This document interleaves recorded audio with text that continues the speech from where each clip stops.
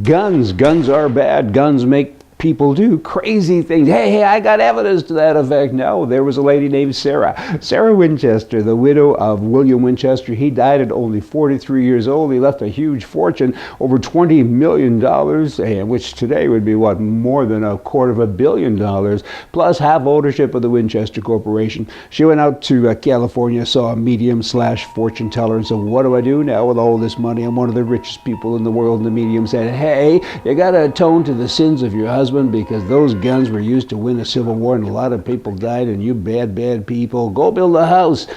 Talk about silly advice.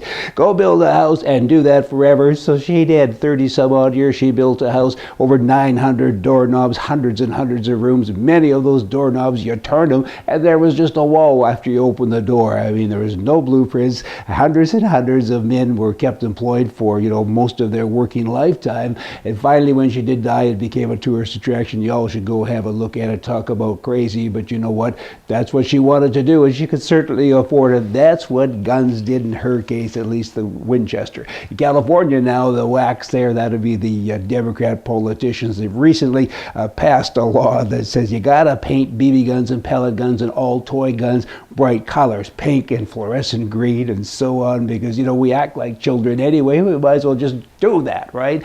Oh my, they continue to walk among us. I just don't get it. I mean, what about the bad guys? Do you think they'll catch on? I think they'll get a 1911 45 caliber handgun painted pink and walk into a bank and say, here I am to play a game.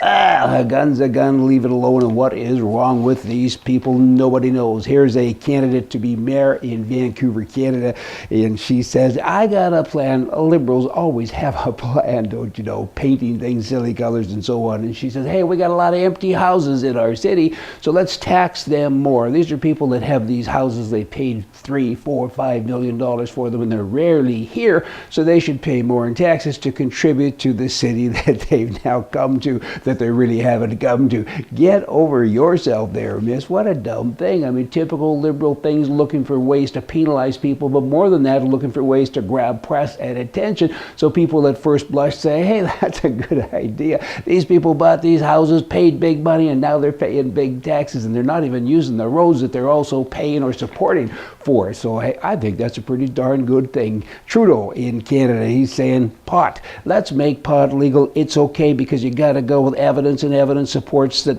my policy to legalize it is good. Canadians deserve better with a policy based on evidence. That's what we're proposing. Everybody's got to look at the numbers. Let's kind of swing over to guns now. Back to that. Trudeau.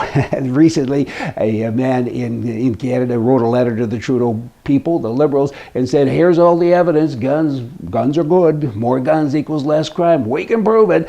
He got a letter back. We certainly agree. This is from the Liberal Party, that policies must be developed from an evidence-based approach to make sound decisions. Government needs sound data. We will create gun policy based on facts. Solutions can come from the left or the right. All that matters is that they work, and again, we deal with evidence, and be assured that our policy team will engage in a heavy research and gather the facts to formalize a balanced firearms control policy. That's pretty nice verbiage. You know what? You kind of got to feel a little engaged and think maybe they mean it, but you know what? Who's kidding who? I'll bark like a fox if they do mean it. They all lie. Harper, he said that when he got elected. I'll get rid of this stupid gun law thing going on. And of course, he's adopted it as his own. Indians, they go to Ottawa. I've always marveled at this in Canada, and they dress in their traditional headdresses, typically when they have a new demand, which is almost daily, give us this and give us that. And I've often wondered about the headdress. The feathers represent bravery, that you had to earn the feather, and I'm talking a couple of 100 years ago. So should the white fathers,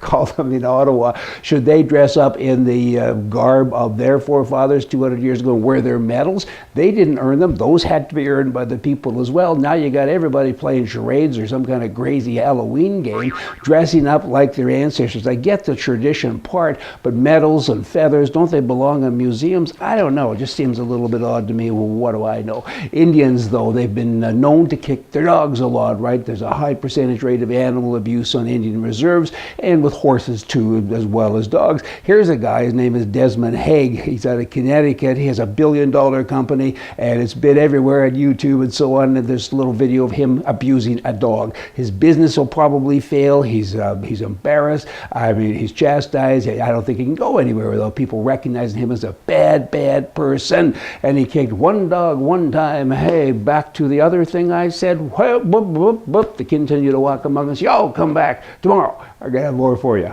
from the right. See ya.